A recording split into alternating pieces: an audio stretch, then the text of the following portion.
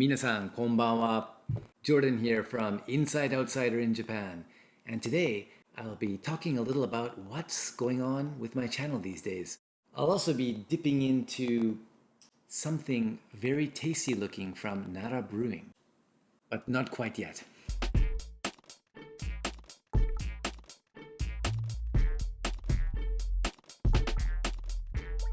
It turns out that I've had the settings on my editing software, Final Cut Pro, wrong all these years.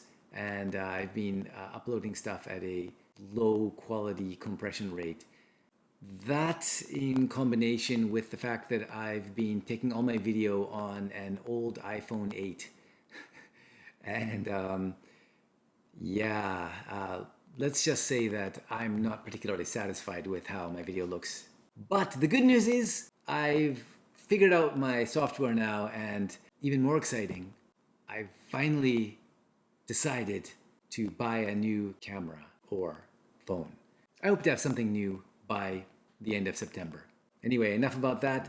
Let's talk adventure.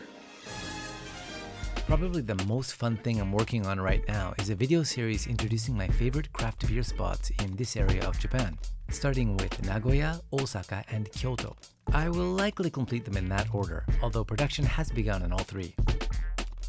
If you don't think walls and gates are exciting, I'll do my best to convince you otherwise in this video. Definitely an underappreciated area of traditional Japanese architecture.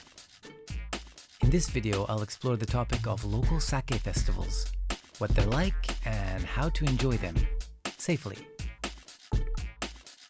And finally, introducing my favorite place in Japan to wander and enjoy traditional atmosphere, food, and drinks. Not my first video on the topic, but it should go way beyond anything I've done before.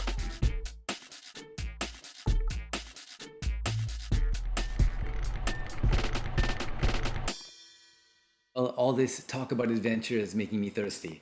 So, it's beer time. From Nara Brewing, Behind the Mask American IPA, an ABV of 7.0% and an IBU of 46. Galaxy, Mosaic, and Simcoe hops. And the malt profile is a combination of pale ale, Munich, and wheat. I haven't actually had much from Nara Brewing. They're a fairly new company. I think this is actually their 6th year anniversary brew. Anyway, let's pour this.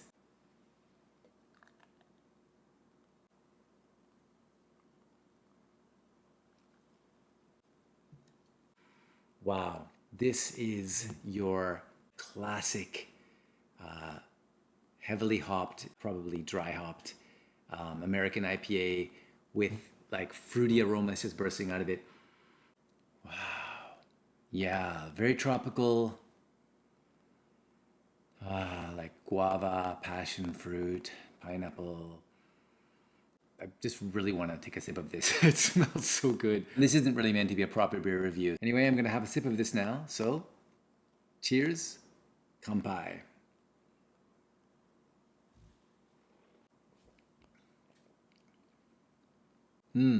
It has a really nice, bit of a crisp, dry finish to it. Medium body, maybe a little on the heavy side. Sort of a light side of a double IPA, I guess it would be. And it's got a solid, very satisfying malt profile. So the malt's light enough to let the hops shine through, but at the same time, you definitely do get a nice, a rich, satisfying maltiness from it. Really nice bitterness in the aftertaste. Yeah, it still has a kind of a clean, crisp feel to it when you're drinking it.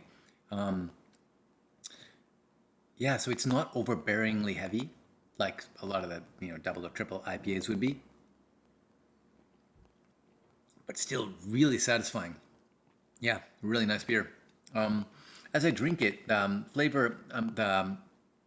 flavors that are coming through, they've kind of shifted from the more tropical flavors that I initially got from the aroma to a more kind of a lemony, citrusy profile. Very nice beer from Nara Brewing. One more thing that I have to add on a future Nara trip is a visit to these, check these guys out. I would like to have something on tap.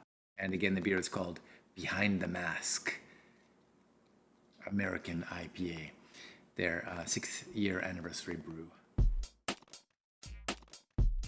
And speaking of Nara, I think I'm going to have to spend a little more time in Nara as well. So Nara Prefecture is right across the mountains from Mie. So really not that far away. I mean, I can hop on a train and be in Nara City in a couple of hours, or I can just hop in my car and be in rural Nara over the mountains in an hour or so as well. And there really are a lot of just magical places in Nara. As you may know, Nara was the first capital of Japan, and so the capital of ancient Japan before Kyoto. And a lot of what we know to be, or what we consider to be Japanese culture, really came about during the Nara era.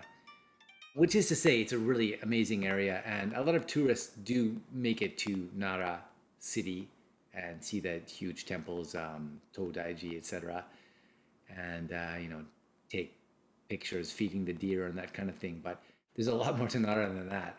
There's just a lot of little hidden places that connect us with ancient Japan. They do have some spots that I'm curious about. A lot of places that are easier to get to by car, which I will likely do in the near future. That's just about all my content for today's video, but I want to ask your advice. I'm thinking of updating my channel logo. Specifically, I'm thinking of swapping out my taiko drum inspired Inside Outsider in Japan logo for something a little friendlier. Isn't this guy cute? This is Okage Inu, one of the symbols of Okage Yokocho, the Edo era hospitality district near Ise-Jingu, that I've made a few videos about, and as I mentioned earlier, plan to make a few more videos about as well. So let me know, should I stick with my original Inside Outsider in Japan logo, or should I go with Okage Inu, the dog of Edo era Japanese hospitality? I'll leave you with that. So if you have any advice for me about the logo, or also just what content you'd like me to prioritize to get finished. I tend to work on too many things at once and take forever to finish them, as you may have noticed. But thanks for watching, and I'll see you in the next video. One more time, kanpai.